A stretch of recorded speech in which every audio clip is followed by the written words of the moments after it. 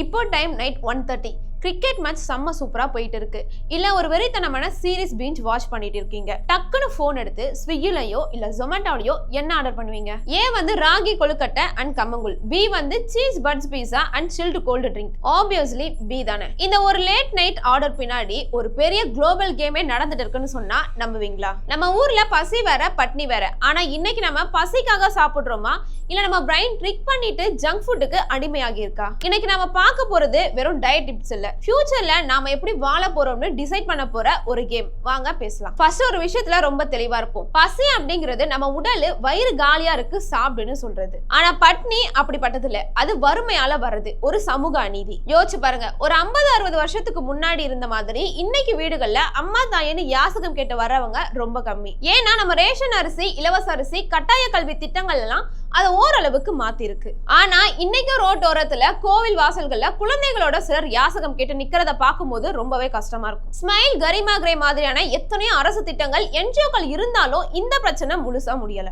ஆனா ஒரு ட்விஸ்ட் என்னன்னா, ஒரு பக்கம் சாப்பாடு இல்லாம பட்னி, இன்னொரு பக்கம் இன்டர்மிட்டன்ட் ஃபாஸ்டிங்னு சொல்லி 12 to 14 மணி நேரம் பட்னியா இருக்காங்க. உடம்பு தன்னை தானே டீடாக்ஸ் பண்ணிக்கும்னு நாமளே காசு கொடுத்து லைஃப் ஸ்டைல ட்ரெண்டா மாத்திட்டு இருக்கோம். How ironical, right? நம்ம தாத்தா பாட்டி காலத்துல எல்லாம் 6 மணிக்கு மேல சாப்பிட கூடாதுன்னு சொல்லுவாங்க. நாமளும் ஆஹா என்ன ஒரு பழமைவாதம்னு நினைச்சிருப்போம். ஆனா உண்மை என்ன தெரியுமா? அன்னைக்கு கரண்ட் இல்ல, விளக்கு வச்சா அப்புறம் சமைக்க முடியாது. அதனால சூரியன் மறைறதுக்குள்ள சாப்பிட்டு முடிச்சிருவாங்க. இயற்கையிலேயே ஆந்தை, கழுத புலி, யானை, புலி இதெல்லாம் தான் இரவாடிகள். அதுக்கு வேர்வை சுரப்பு இருக்காது, இல்ல வெயில் தாங்காதுன்னு இரவுல வேட்டையாடும். ஆனா இன்னைக்கு மனிதர்களாகிய நாம தான் இரவாடிகளா மாறிட்டோம். சமீபத்தில் நடந்த FIFA கால்பந்து போட்டிகள் அப்போ உலகம் முழுக்க ராத்திரியில டெலிவரி செய்யப்பட்ட உணவுகளோட அளவு கிட்டத்தட்ட 12% இருந்து 15% வரை அதிகமாயிருக்கான். இதுல வாங்கினவங்க எல்லாருமே ஜென்ஸியும் யங்ஸ்டர்ஸும் மட்டும் தான். யோசிச்சு பாருங்க, அந்த லேட் நைட் ஆர்டர்ல சத்தான காய்கறிகளோ உலர் பழங்களோ ஹை புரோட்டீன் உணவோ கண்டிப்பா இருந்திருக்காது. கண்டிப்பா soda, processed cheese, fries, cold drink தான் அதிகமா இருந்திருக்கும்.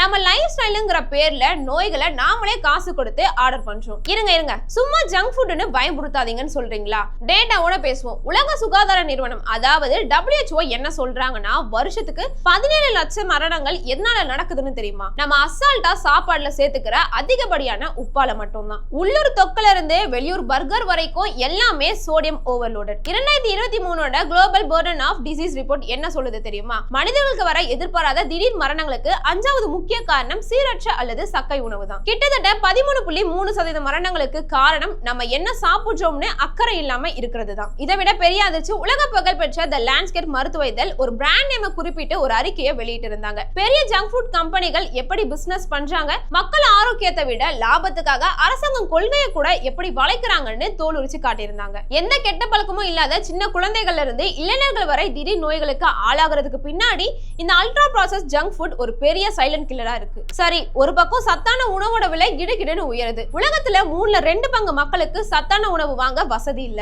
இன்னொரு பக்கம் ஜங்க் ஃபுட் மலிவா கவர்ச்சியா கிடைக்குது. இதுக்கு என்னதான் தீர்வுன்னு யோசிச்சிருக்கீங்களா? நாம என்ன படிக்க போறோம், எவ்வளவு சம்பாதிக்க போறோம்னு யோசிக்கிற அதே அளவுக்கு நான் என்ன சாப்பிட போறேன்னு தேடலையும் கொண்டு வரணும். ஒவ்வொரு நாளும் நம்ம தட்டுல சாப்பாடு பரிமாறப்படும் போது மனசுக்குள்ள ஒரே ஒரு கேள்வி கேளுங்க, இந்த உணவு என் உடம்புக்கு எனர்ஜி தருமா இல்ல நோயை தருமா? வயசான காலத்துல வர பல உடல்நல பிரச்சனைகளுக்கும் அதனால வர மன உளைச்சலுக்கும் முதல் செக்மைட் நம்ம சின்ன வயசுல சாப்பிடுற உணவு தான். பள்ளிக்கூடங்கள்ல ஏழை குழந்தைகளுக்கு வெறும் உணவா இல்லாம சத்தான ஆரோக்கியமான உணவை கொடுக்கணும். ஜங்க் ஃபுட்டை பசங்க கிட்ட இருந்து தள்ளி வைக்கணும். இன்னைக்கு இந்திய இளைஞர்கள் அறிவாற்றலோட செம்ம டேலண்டோட எல்லா துறையிலையும் சாதிச்சுட்டு இருக்காங்க. ஆனா அந்த அறிவாற்றலோட உடல்நல உறுதியும் சேர்ந்தா மட்டும்தான் எதிர்கால இந்தியா உண்மையிலேயே சூப்பரா இருக்கும். அதனால அடுத்த முறை லேட் நைட்ல ஆர்டர் பண்ணும்போது கொஞ்சம் யோசிங்க. இந்த வீடியோவை உங்க லேட் நைட் ஃபுட்டி நண்பனுக்கு ஷேர் பண்ணுங்க. உங்க தட்டுல இன்னைக்கு என்ன சத்தான உணவு இருந்துச்சுன்னு கீழே கமெண்ட் பண்ணுங்க.